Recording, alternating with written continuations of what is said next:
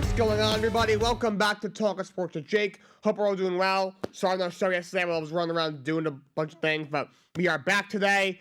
Hope you all had a nice weekend. Might have been better if the freaking Jets were a complete dumpster fire. This team sucks. They might have the worst offense in the history of America. They've scored 2 touchdowns in the last 5 games. They're awful. They have no quarterback. Zach Wilson is atrocious. He's absolutely atrocious. Okay, he's terrible. And that's why he's the bench. Tim Boyle, I don't know how this guy's in the league. I don't understand how this guy's in the league. He goes to UConn, had 1 touchdown against 13 interceptions at UConn.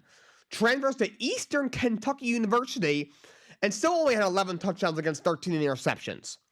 Somehow wheels his way into the NFL, and he's stuck around despite having, I think, 3 touchdowns against 11 picks between the Lions, Bears, Packers, and Jets. Has stuck around, and he is in, I believe he's gotten multiple starts, or at least 1 start in 3 of the 4 spots. I believe he started a game or 2, a couple of games here and there in Detroit and Chicago. Of course, he's now started the last 2 games with the Jets. Not sure if he ever saw the field in Green Bay. He was obviously the backup for Aaron Rodgers. He's been able to stick around. Maybe it's because he's just a good guy to have in your locker room. I don't know if it's because he's friends. I know he has become close friends with Aaron Rodgers. Him and Rodgers became close in Green Bay. That's the reason that they just brought him in for depth. So they had another quarterback besides Aaron Rodgers and Zach Wilson. Back in training camp. Obviously he was benched in the 4th quarter for Trevor Siemian for God knows why. I mean, he wasn't playing well, but their offensive line is atrocious. So many injuries. Obviously, Vera Tucker is out for the year. He's one of the better young linemen in the sport. He started as the right guard, and then they ended up moving him to tackle. Dwan Brown's been out pretty much all year. He sucks anyway. Washed.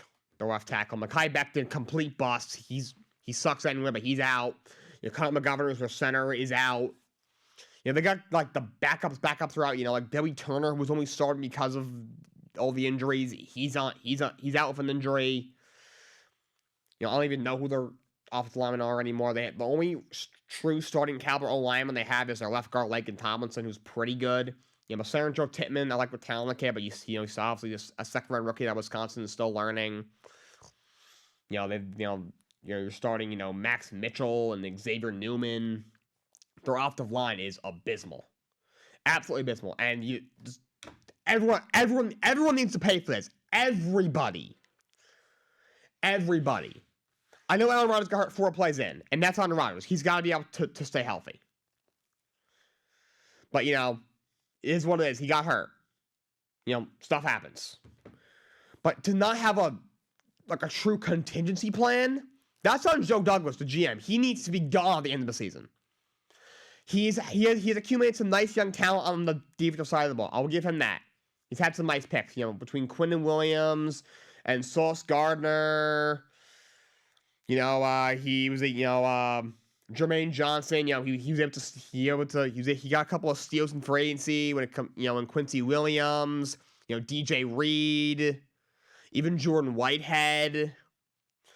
But just to pick Zach Wilson 2nd overall. I mean, that draft class was horrible. Outside of Trevor Lawrence, who we'll get to in a little bit. But outside of everyone else sucks. Zach Wilson's obviously atrocious. Trey Lance is atrocious. Justin Fields isn't very good. Mac Jones sucks. So, of those, you had 5 quarterbacks go in the top first 15 picks. You have Lawrence, Zach, and Lance were the first 3 picks. Then you had Fields then going at 11 and Mac at 15. Lawrence, obviously, has overall been very good. We all know he's a generational talent, at least coming out of Clemson. But the other 4 guys, they've all sucked. But Zach Wilson 2nd overall, because you saw 1 throw at his pro day with not a single defender on the field. It was just like an open workout. That's what sold you? Come on. That's weak. Be a real GM. Just completely whiffed on Mekhi Becton. He completely whiffed on that. And after what he saw from Zach Wilson, he decided to try to protect his own ass. And kept him on the roster and didn't bring in another quarterback. At least bring in a guy like Gardner Minshew or Taylor Heineke or Josh Dobbs or even Carson Wentz. You know, I mean, you're giving up all this draft capital for Aaron Rodgers. You know, a 39 going on 40-year-old quarterback, you know, going to a new team. You know, with all these expectations, especially for a team that hasn't made the playoffs in 13 years and was coming off a 7-win season, hasn't been over 500 and since 2015.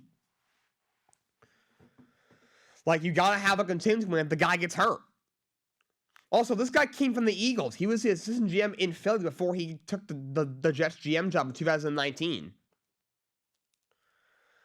Like the Eagles, that team was built, you know, from the, you know, the trenches and then outwards. You know, they built up the O-line, that pass, and then, you know, they went out and, you know, they obviously drafted Jalen Hurts, and they brought in all these other pieces like A.J. Brown, Devonta Smith, and all the other pieces they have on offense and defense. And, you know, when he came here, he kept saying, you know, it starts from the trenches. That he was going to, you know, build up his offensive line. He's done nothing. Look at the O-line he's running. Mekhi Becton, first-round pick. Completely whiffed.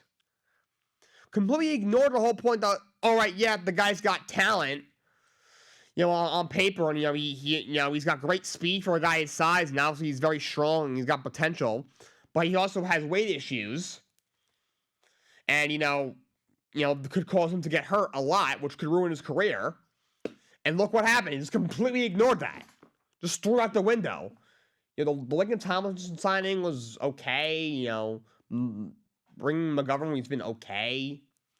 But DeJuan Brown, you know, he brought Wash.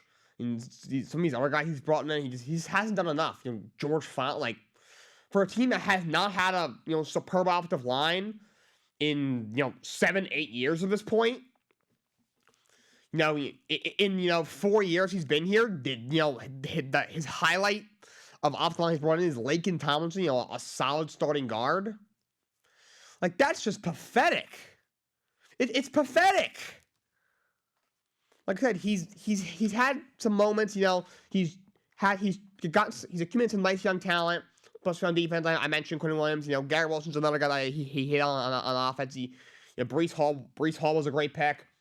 But just from Zach Wilson, the second, drafting Zach at 2. I mean, that draft getting, you know, I mean, Derek Tucker, Ken Stelvey, who's those their other first-round pick, and dropping Mekhi Becton with the 11th pick, and just refusing to address the offensive line despite coming from a place in Philadelphia that, you know, has built a perennial Super Bowl contender because they built from the trenches and out. He said he was going to try and do that when he got here. You know, not having a contingency plan, you know, in case Aaron Rodgers got hurt. You know, after everything that happened with Zach Wilson, he kept him on the roster to protect his own ass. And didn't even bring in another quarterback. Oh, he brought in Tim Boyle. Woo! Tim Boyle. The guy in college had 14 touchdowns against 26 interceptions. In college. In college, that was his number. No, 26 picks, actually. Well, I'm not sure if I said that. I don't even care at this point. In college, he had, like, 12 more picks than touchdowns in college at UConn and Eastern Kentucky University. His contingency plan, if a 39-year-old quarterback got hurt, was Tim Boyle and Trevor Siemian.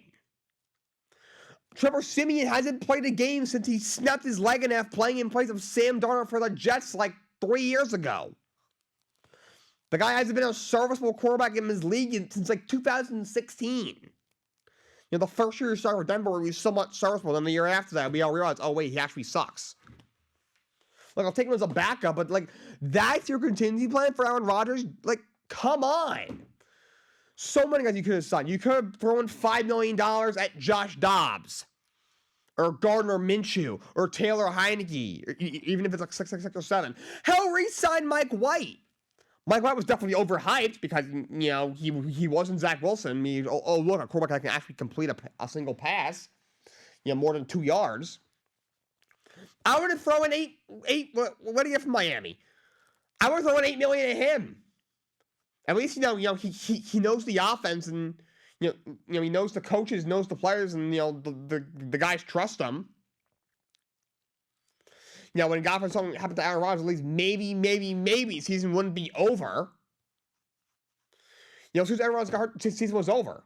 You know, us Jets fans, including myself, tried to convince ourselves otherwise. That's this team. They suck you in, spit you out. God, this team sucks. Like, what is Nathaniel Hackett still doing here? Why is he here? He is atrocious. He's awful. You have no pass protection, no quarterback. Outside of Garrett Wilson, there's really no one that's really scaring you. Al Lazard is a drop machine. Who else do you have? You have a bunch of undrafted guys, and Xavier Gibson, who's a return specialist, who's a fumbling machine, and we did play well this past week. Jason Brownlee. Then who else do they freaking have? You know, all right, Tyler Conklin, Jeremy Rucker at tight end. Wow, they're like, I mean, Conklin, I think is a serviceable tight end, nothing special. I like, you know, Rucker's still a nice young piece. You know, it was I think like a 5th round pick a year or two ago at Ohio State. I like the potential of him. But, like, you know, none of those are scaring you. And he's got, on top of that, one of the best backs in the league in Breece Hall. And Breece Hall can't even get 10 carries? I know they've lost 5 in a row, but how many games have been truly blowouts? Like, their defense is amazing. It's top 5 in the league at worst. It's kept them in every game, pretty much. The only games that didn't keep them in was week 2 against Dallas. Because they went out there, because they were awful. Zach Wilson threw 3 picks in that game. The primetime game against the Chargers, because their offense was pitifully bad. Every other game they've been in. You know, against Atlanta, they only lost by 5. You know, they only lost, 13-8. They lost 16-12 against the Raiders. Like, I don't understand. Even against Miami, they were in it for most of that game. And don't get me started on Robert Saleh. People have been trying to tell me, oh, you know, he's been given a tough hand, it's on Douglas, he's got a quarterback he doesn't want. And look, that's true. Robert Saleh has not had a good quarterback. He's had Zach Wilson, and he's had Zach Wilson his entire time here. And he's not the main one at fault. The main one at fault is Joe Douglas. He needs to go. But Saleh, I'm sorry, he's not a good head coach. He's not. So you did clearly have issues on offense, and he doesn't do anything to fix it. That's your job as the head coach. Look, I know he's a defensive guy, but use your eyes. The offense is horrible. It's so bad. Can you at least try and fix it? Like, the dude doesn't even care. Well, what makes you think that if Aaron Rodgers was healthy, like, next year it's going to change? Aaron Rodgers coming up with torn Achilles at 40 years old behind this pitiful offensive line. He's got a great back end, Breece Hall, 2 good receivers. Garrett Wilson's obviously, a borderline elite, possible star in the making, in my opinion. And now Lazard obviously has a chemistry riff, so maybe Lazard will play a little better if he had a better quarterback. What makes you think Saleh's going to be any better? Like, when things are going well, he's all smiles. Yeah, let's go. Then as soon as things gets tough, he just puts on his stupid little mug on his face and, mumbles under his breath in the press conferences. Says, oh, yeah, we got to be better. I'm sorry, he can't coach. I think and I'm not trying to scapegoat him. Like I said, Joe Douglas is the main problem. The main problem, he has not done a good enough job. He needs to go. Hackett, atrocious stuff at the corner. But Saleh hired him. Robert Saleh hired him. But I don't care if it pisses off Aaron Rodgers, you fire a dude. Aaron Rodgers isn't the GM. He doesn't run the team. He's a player. He's a player who's not even playing right now because he's hurt. Fire a dude. I don't care what Aaron Rodgers thinks. And I really think he'd be fine. Aaron Rodgers has a pair of eyes. He's been silent, the last 5 games. He's seen how pitiful his offense is. He has seen, them throw out quarterbacks who have no business being in this league, throwing out offensive linemen who have no business being in this league because of all the injuries and just how bad that O-line's been built. He sees, they're very inexperienced, at receiver, besides Garrett Wilson, who's also very young. But obviously, he's also a very talented player. And then he sees how good this young back Breece Hall is, and he sees Nathaniel Hackett give it to him 8, 9, 10 times a game. Like, get the guy out of here. Get Hackett out of here, Robert. What are you doing? When this guy came here, he was supposed to be like this super energetic dude, gets fired up, players love him. And now he just sits there like this. Like, can you show a little emotion? Like the Hail Mary, Hail Mary that got intercepted on the last play of the game of the first half against Miami a couple weeks ago at the goal line. The team shows no effort. You know, after the game style was like, oh yeah, it was unfortunate. It was unfortunate. Show a little fire. Please. The dude's a freaking robot. You can't be a robot and coach in this league. Even Bill Belichick shows more emotion than that. Like, this is ridiculous. I don't understand why people say, oh, they put it all on one guy. Everyone needs to go down for this. This team should have been out worse, 10-7. I know Rodgers got hurt, but you got one of the best backs in the league. You got enough weapons to me. Garrett Wilson is a budding star. Al Lazard's pretty good. And you had McCall Hardman, you just didn't use him, then trade him to the Chiefs. You had a couple of tight ends that were pretty good. An amazing defense that is so good, the all you gotta do is score like 21, even 17 to 21 points, and you should be able to win, 9 games. And they couldn't even do that. You gotta remember, all they had to do was score 17 to 20 points, and they can't even do that. They can't even score a touchdown. Like, it's pathetic. Like, everyone needs to go down. Douglas, goodbye. Hackett, goodbye. Saleh, goodbye. I'm sorry, but Saleh's a clown. Doesn't know what he's doing. He's a phenomenal defensive coordinator. And he deserves credit for this great defense. Not all of it. Some of it, I do think the D corner, Jeff Olbert, helps out. But he deserves a lot of credit. But just as a head coach, you can't just focus on one side of the ball. He was handed Zach Wilson. Yes, he was handed this poorly built offensive line. But also, he hired Nathaniel Hackett. After what he saw in Denver with the guy, he thought that's the guy to run his offense? Are you kidding me? Really? The first OC was Mike LaFleur. It's like, oh yeah, he was the best man at my wedding, and his brother, was able to ride the coattails of Aaron Rodgers for a few years in Green Bay. Let me hire him. Then he goes, oh wait, he's not good. All right, I'll fire him. Then he brings in Hackett, a guy who I think he coached with in Jacksonville. They were both assistants on that staff a while back. But after seeing what he did in Denver, you thought that guy was the guy to be your offensive coordinator?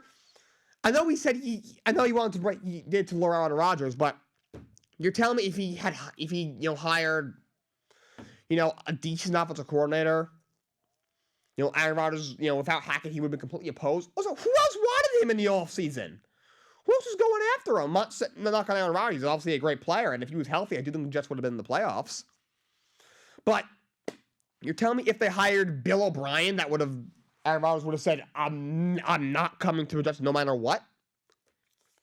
Like, would it have happened? Would it have ended up happening? We'll never know. But I don't think it would have been complete no.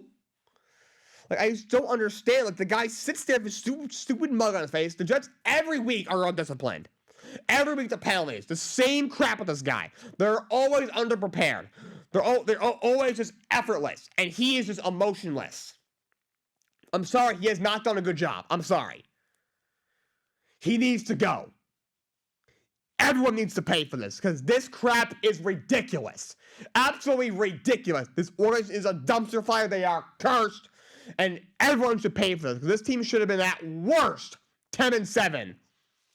And I think they still come into playoffs without Zach Wilson if the GM and the coach knew what the hell they were doing and if the offensive coordinator could get his head out of his ass. God.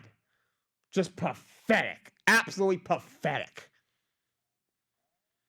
But, moving on, I do want to give a shout out to Jim Leland. Yes, the ex-MLB manager. He has been voted into the Hall of Fame. Shout out to him. Great manager. Won a World Series. I believe he won a World Series in Florida when the Miami Marlins were still in Florida a while back. Did a great job with Detroit. He coached USA Baseball for a while. Absolute legend. Everyone loves Jim Leyland. Shout out to him. We had a trade in MLB between the Braves and the Mariners. The Braves have been pretty busy on the trade market, as have Seattle. So Seattle sends Jared Kelenic, a second piece of the Edwin Diaz trade that with the Mets a few years back, Marco Gonzalez and Evan White to Atlanta to get back Jackson Cowher and a prospect. Kelenic, the Mets drafted him 6th overall in 2018. They sent him in the trade that got an Edwin Diaz and Robbie Cano trade. Of course, that very, very well-known trade prior to the 2019 season. Kelenic overall has struggled despite being one of the top prospects in all baseball. Last year played a little better. He had like 250 with 11 home runs. So he was a little bit better last year. He had 253, 11 homers, 49 RBI, 746 OPS, 13 steals. He was a little bit better. Overall, he's been a disappointment. Marco Gonzalez, who really struggled last year at a 5.2 ERA. He had arm issues, limited to only 10 starts, and he struggled. But he, at one point, was one of the league's better starters. He had an ERA of 4 and 29 starts in 2018. Then he had 3.9 with 16 wins in 2019.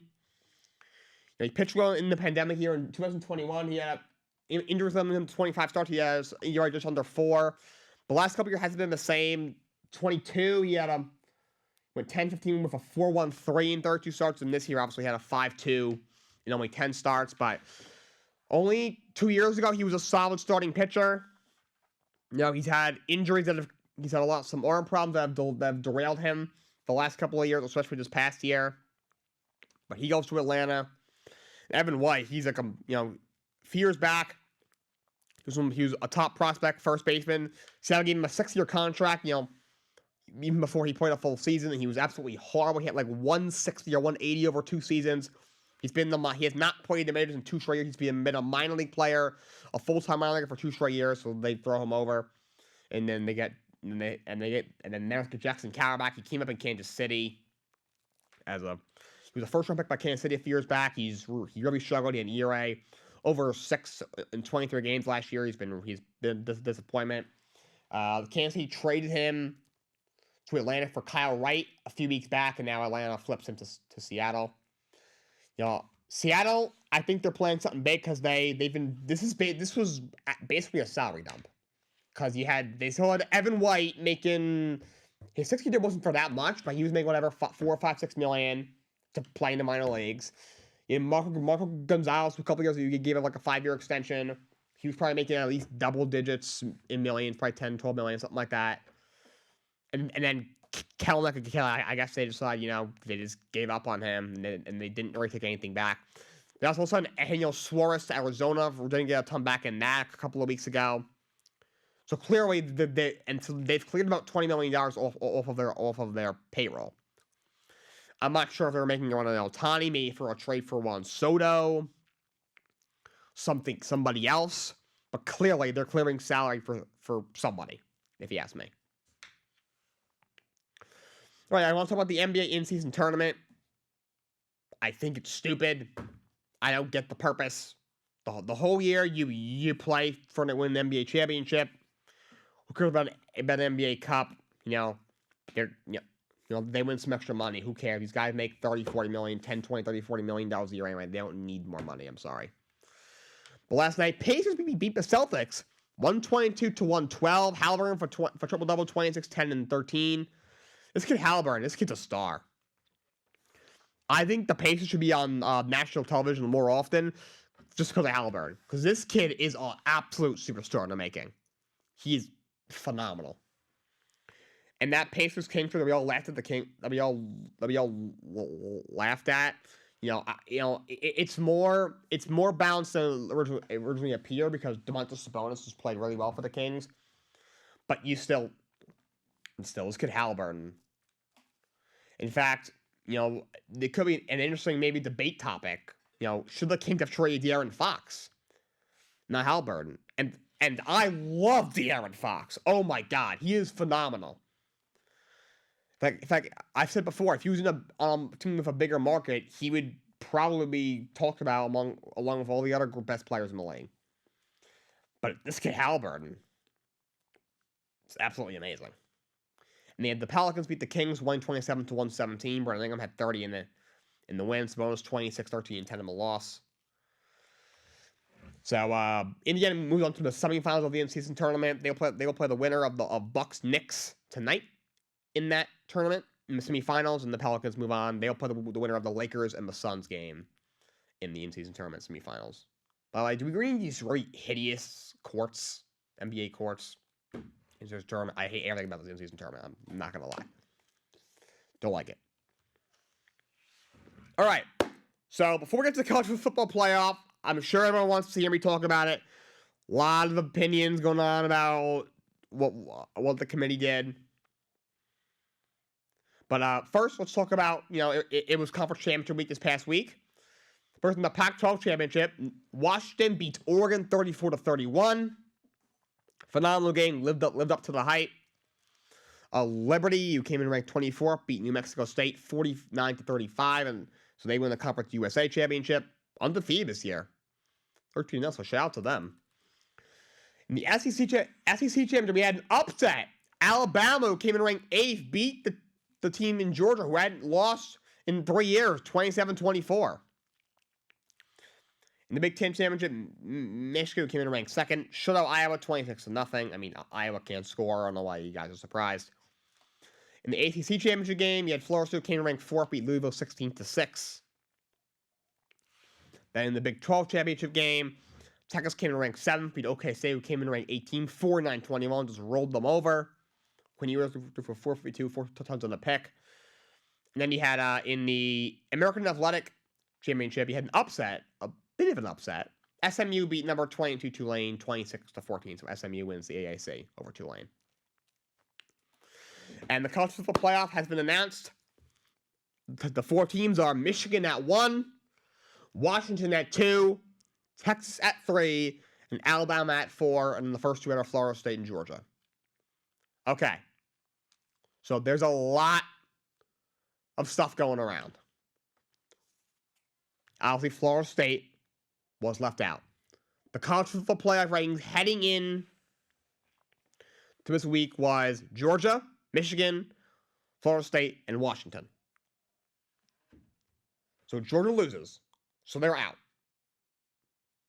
They lose to Alabama in the SEC championship, so that ends up knocking them out. Michigan rolled over Iowa.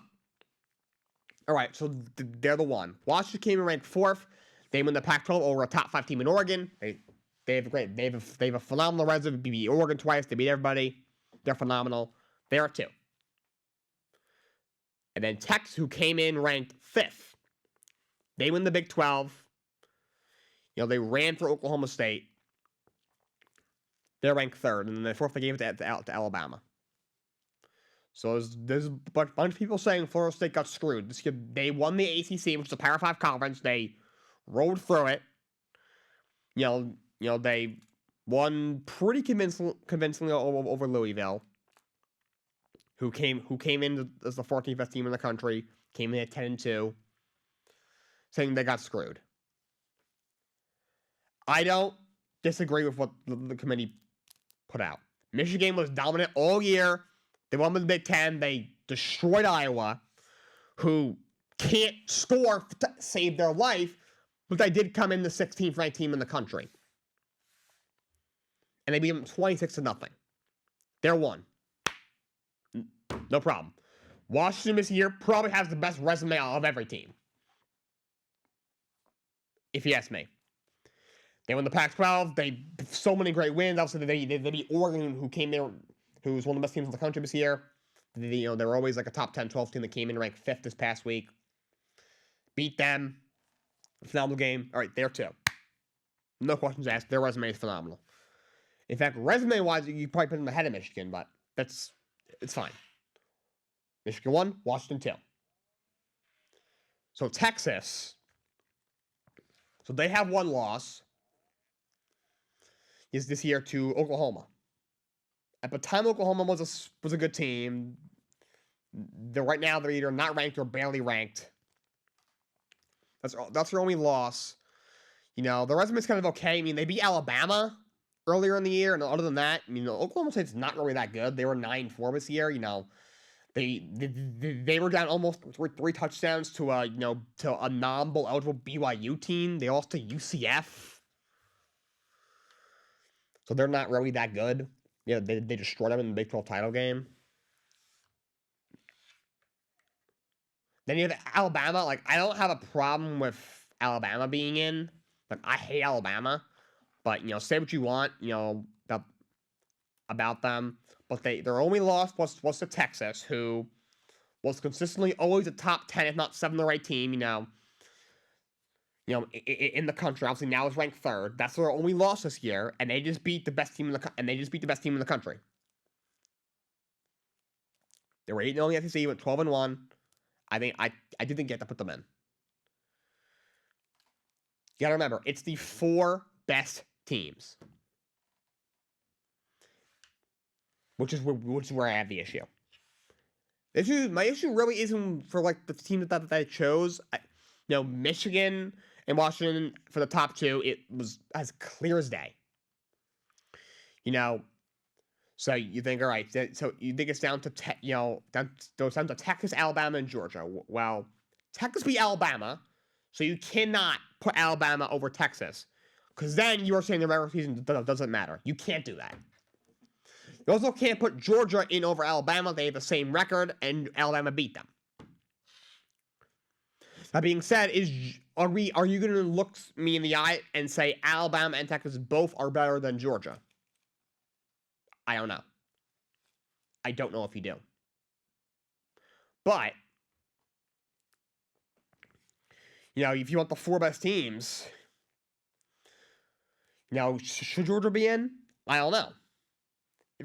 So you put Texas at 3, and then you put Alabama at 4 because you say, because Florida State, because obviously your star quarterback a couple weeks ago, Jordan Travis, went down. So you have a backup. You have your 3rd-string quarterback in this past week. It'll be the 2nd string will be in for their next game, which now will be in whatever bowl game they got into. I'm going to go over all the other bowl games probably tomorrow, or if they got in, obviously, whatever the guy's name is, he would have played in the, he would have played against Michigan in the college football playoff semifinal game. They knocked him because they're not the same team without Jordan Travis. And a lot of people were saying, that isn't right. But I'm fine with that. Because, Florida, I don't think it's the same team without Jordan Travis. 2 weeks ago, their game, they beat Florida. Florida sucks. I don't think they're bowl eligible. And they squeaked past them 24-15.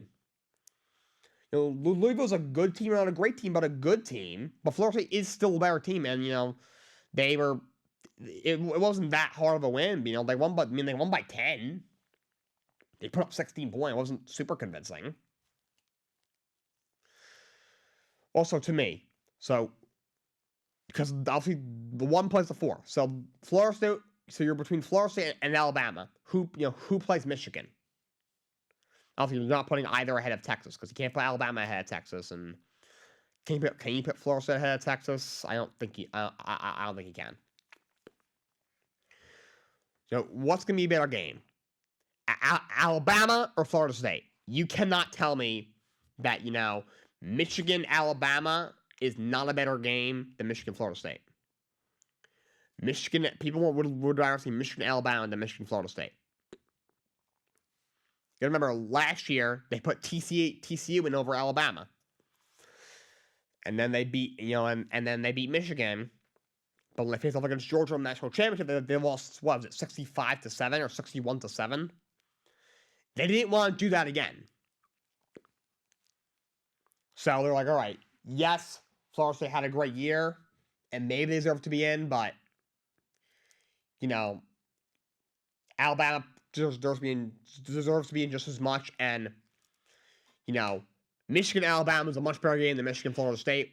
And hypothetically, if Michigan loses that game, the winner of Washington and Texas if they were playing Florida State with their backup quarterback, that national championship, it would be as lopsided as last year. That Georgia team last year was incredible, but it would be pretty lopsided. Washington or Texas possibly against Alabama. Okay, that's actually a very good game. Hold on a minute, and now we got ourselves something. Washington, Alabama, sign me up. Texas, Alabama again, sign me up. You know. The problem is the committee is very inconsistent. I think it's where a lot of people are frustrated. Because like my issue with people's frustrations, I think some people are frustrated with the committee being inconsistent. That's correct. And I'm going to speak on that in just a moment. People, pissed off. They think, oh, Florida State should be in over Texas or Alabama. Right now, they are not better than either of those teams. If they had Travis, they would have been in. They were the third team. And then if everything went as it went, you would have put Texas in over Alabama because you can't have Alabama in over Texas, and it would have been settled. It would have been Michigan, Washington, Florida State, Texas. Michigan plays Texas. Washington plays Florida State. If you want to flop Florida State and Texas, that's a whole other conversation. Do what you want. Done. And the first couple out are Alabama and Georgia. Done. And end of conversation. That's not the case. Remember, it's not the 4 best resumes, it's the 4 best teams. My issue with that is, I'm not saying it's bad that, the 4 best teams, but when you say that, is Georgia not, I know they lost Alabama, are we sure Georgia isn't one of the 4 best teams in the country still? Like, I don't know if they're not still one of the 4 best teams in the country. I mean, they won 29 games in a row. I guess, they won their first 12, and then they lost by 3 to the 8th ranked team in the country in Alabama that hadn't lost since the one game against Texas, who was a great team all year, is ranked 3rd, ended up ranked 3rd in the country. I'm not sure if ever was not in the top 10, maybe like the beginning of the year. So, if it's really the 4 best teams, should Georgia be in then? I'm not saying put Georgia in because you cannot put them in over Alabama, obviously. So, but if it's truly the 4 best teams, is Alabama really better than Georgia? Are they? I don't know.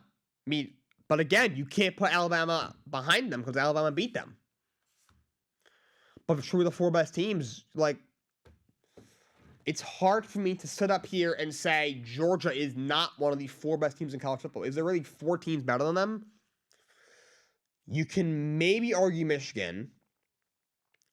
Maybe you could argue Washington. I don't think you can argue Texas. I don't think you can argue Florida State. I still don't know if you can argue about Alabama. So by what I just said, Georgia should be the 3rd best team, should be ranked 3rd right now, and they should be facing Washington. Like, but the problem is the committee is just inconsistent. So I really hope they fix that so in conclusion, I think they got it right based off their system, but their system sucks. So that's the issue I had with it. All right, the Heisman candidates has been named. The Heisman finalists have been named.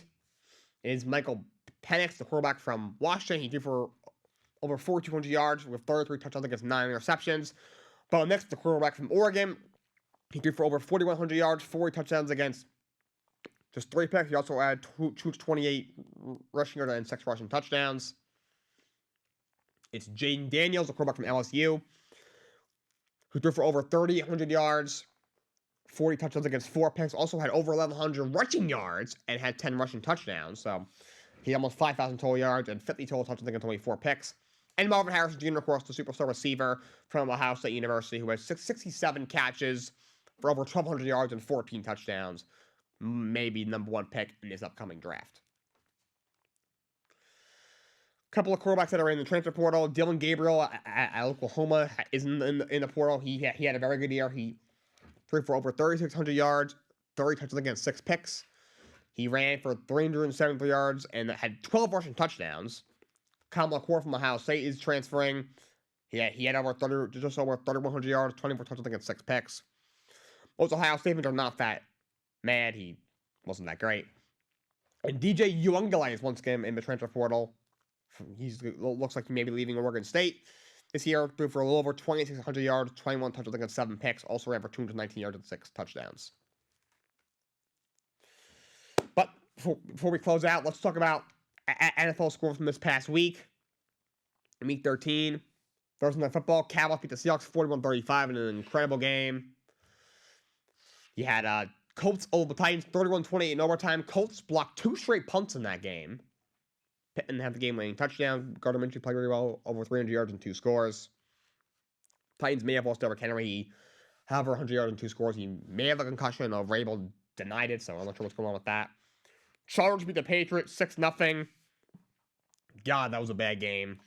Patriots are really bad. Chargers are lucky they snuck by. I would have been calling for Brandon Staley's removal immediately. So you got the Lions over the Saints 33-28. So Lions pick up one. Derek Carr got hurt. Why is every time Derek Carr takes a sack, he gets hurt? I don't understand it. It Falcons over Jets 13-18. Obviously, already ranked up the Jets. They suck. Their season's over. So Falcons get back to 6-6. They're somehow going to win that god-awful NFC South. Cardinals over the Steelers 24-10. Kenny Pickett got hurt. He's out 2 to 4 weeks, they said. He's freaking terrible. I don't know how the Steelers are in the playoffs right now. Big game for James Conner. Ran for 105 and 2 scores. Dolphins demolished the Commanders 45-15. Place fire on Navarro, Washington. They are so bad. Texans beat the Broncos 22-17. A phenomenal game. Fortunately, Texans do lose. Tank Dell in that game, though. He's out for the year. I think he has a fractured fibula, but Broncos get the 7-5. Excuse me, the Texans get the 7-5. Broncos win streak gets snapped at 5. Nico Collins go 9 catches for 191 on the touchdown. He had Bucks over the Panthers 21-18. Baker Mayfield for 202 touchdown on the pick. Mike Evans, for the 10th year in a row, has over 1,000 yards for the season. That continues in an NFL record. Such a great receiver. He had Rams over the Browns 36-19. As they roll, obviously Browns had Joe Flacco at quarterback. The Flacco did play well. 49ers over the Eagles 42-19. Brock Purdy, big game, 314, 4 touchdowns. This Niners team should be, I think right now, should be the Super Bowl favorite. Purdy, besides that one 3-game stretch has been absolutely phenomenal. As they got so many weapons, they got that great defense, that crazy good offensive line. Christian McCaffrey, I think, is an MVP candidate. The Eagles, they might be frauds, man. Obviously, there's a lot of talk leading up to this game in a rematch from the NFC Championship last year, and the 49ers, proved that so far that if Purdy was healthy, they would have won that game last year. They demolished the Eagles. Packers beat the Chiefs 27-19 on Monday Night Football. Jordan Love has been playing really well. 3 for 267 and 3 touchdowns. Maybe he's coming along. He might be coming along. We'll see over the rest of the year, but he's been playing very well. He's trying to change my stance on him. Still, I'm not at the point where I think he's absolutely horrible right now. I think the jury's still out, but been playing really well. The Chief receivers, obviously, they got a lot of drop issues there. There's some bad penalties. The last minute of that game was the worst officiating I've ever seen. They gotta clean this up. It's beyond horrible. And then on Monday Night Football, you have Bengals sneak past the Jaguars 34-31 in overtime. Jake Brown threw for over 350 yards. Unfortunately, Trevor Lawrence got hurt towards the end of that game. CJ Beathard actually had a game-tying drive to send to overtime, but then Bengals ended up winning in overtime. And McPherson 48-yard field goal to win it for the Bengals in overtime. But Lawrence right now has a sprained ankle. He's gonna have an MRI today, so hopefully by tomorrow I can report to you guys the exact timeline. But that's tough. They probably will still win the division without him, but to me, I'm not sold on Jacksonville. I think they're at best a second round exit with or without Lawrence, but without him, their ceiling is a first round exit. I mean, the Colts are only 2 games out. I mean, you never know if Lawrence is up for the year.